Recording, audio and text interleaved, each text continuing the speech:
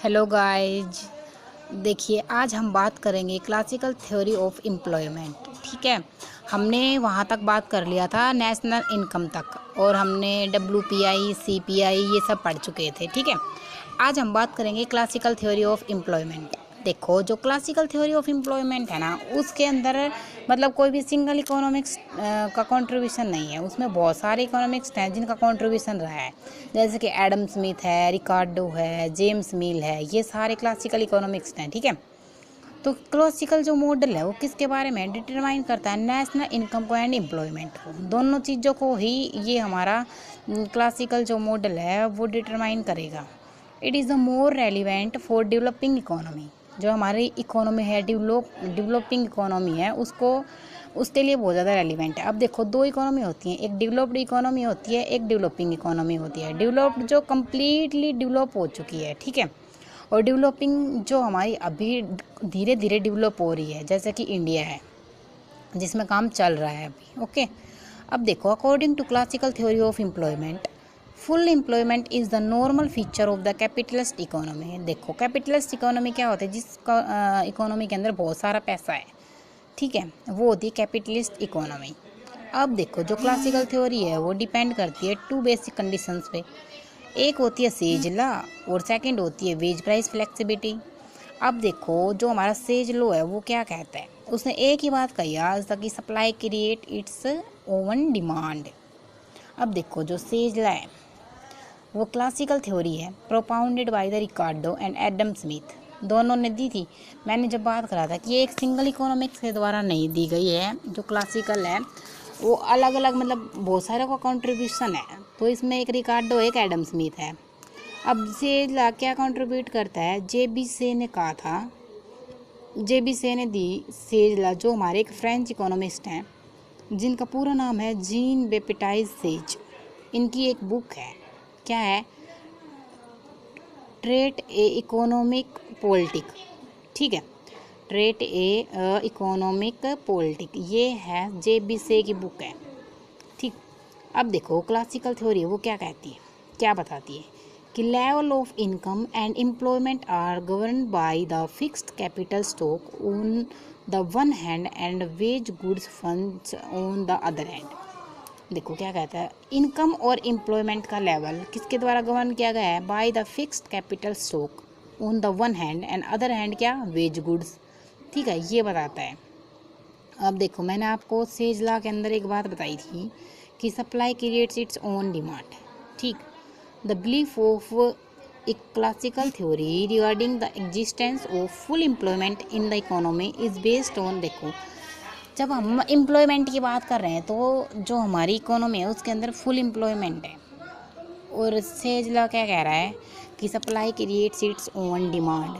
भाई, जितनी ज़्यादा सप्लाई होएगी डिमांड भी उतनी ज़्यादा होती है, या फिर जितनी ज़्यादा डिमांड कर रहे हैं उसके अकॉर्डिंग सप्लाई होती है हमारी। ठीक है, आगे देखो क्या कहता है, increase in production increase in productive capacity. जितना ज़्यादा प्रोडक्शन में इंक्रीज होगा उतनी तो प्रोडक्टिव कैपेसिटी भी इंक्रीज होएगी ना। अब देखो क्या कह रहा है, the stock of fixed capital will be sold in the market and there will be no problem to like demand. ये इसमें मैंने डिटेल में स्टडी की हुई है, तो आप डिटेल में इसको एग्ज़ाम के पॉइंट ऑफ व्यू से पढ़ सकते हैं। ठीक है, अब देखो, according to Say's law greater production autonomy leads to an a great money income which creates the market for the greater flow of goods produce. यही कहता है ये। ठीक है, ये जो हमारा सेज लॉ है वो कहता है greater production autonomy leads to a greater money income. देखो भाई, जितना ज़्यादा प्रोडक्शन है उतनी ज़्यादा इनकम है, या जितनी ज़्यादा इनकम होती है उतना ज़्यादा हम प्रोडक्शन करते हैं, जो creates the market for the greater flow of goods produce. अब देखो, आप एक नॉर्मल सी बात मान के चलो कि जितनी ज़्यादा हमारे पास पैसा होता है हम उतनी ज़्यादा डिमांड करते हैं कि मेरे को ये भी चाहिए, मेरे को वो भी चाहिए। कम पैसा होता कम डिमांड करते हैं, छोटी सी बात। तो वही सेज लॉ के अंदर है।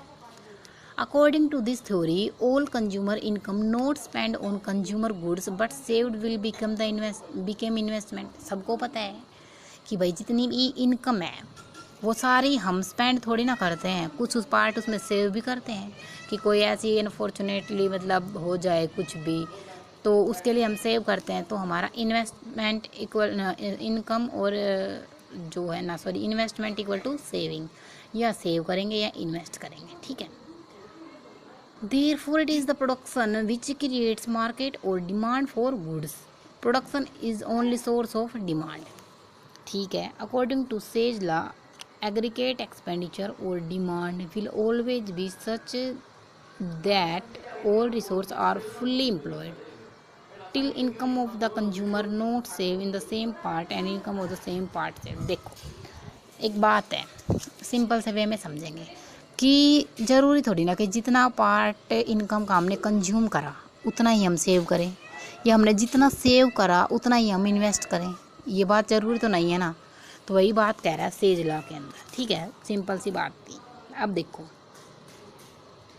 पर जो क्लासिकल इकोनॉमिक्स है ना, देखो but according to classical economics the saving by the individuals are actually spent on investment और कैपिटल गुड्स। देखो जो भी हम सेव करते हैं भाई उसको हम इन्वेस्ट कर देते हैं कहीं, या फिर कैपिटल गुड्स पे स्पेंड कर देते हैं। जैसे हमने सेव करा भाई कुछ सालों की सेव करके हमने एक कार खरीद ली, जो कैपिटल गुड्स है, लग्जरी गुड्स है। ऐसे ही हमने गोल्ड में इन्वेस्ट कर दिया, कोई भी अदर थिंग्स कहीं में भी, मतलब कहीं पे भी हम इन्वेस्ट कर सकते हैं। Since saving when invested also becomes expenditure or demand, it classical theory the whole income is spent partly consumption and partly on investment। ठीक है, मतलब अब भी यही कह रहा है कि भाई कुछ कंजप्शन पे डिपेंड करती है, कुछ हमारी इन्वेस्टमेंट पे इनकम, यही कि कुछ कंज्यूम कर लेंगे कुछ इन्वेस्ट कर लेंगे, ठीक है। और देखिए there is thus no reason for any leakage in the income stream the hand supply creates its own demand. देखो अब ये सेविंग इक्वल टू इन्वेस्टमेंट है, तो इन्वेस्टमेंट इक्वल टू किसका function, 1 divide by rate of interest का, ठीक है। R का मतलब rate of interest, investment is the inverse function of rate of interest, ठीक है। Investment is the inverse function of rate of interest. जहाँ rate of interest ज़्यादा होता है, मतलब कहीं भी रेट ऑफ इंटरेस्ट ज़्यादा होता है, हम क्या करते हैं वहाँ पे हम अपना उधार दे देते हैं कि हमें इंटरेस्ट ज़्यादा मिलेगा, और जब वैसे हमें ज़्यादा मिलता है तो हम लोन कम लेते हैं। तो saving is equal to function of rate of interest, direct function है सेविंग। तो जो हमने सेव कर रखा उस पर अगर हम ज़्यादा इंटरेस्ट मिलेगा तो हम मतलब उसको वैसे दे देंगे, ठीक है। अब सेविंग इक्वल टू इन्वेस्टमेंट है, ठीक है।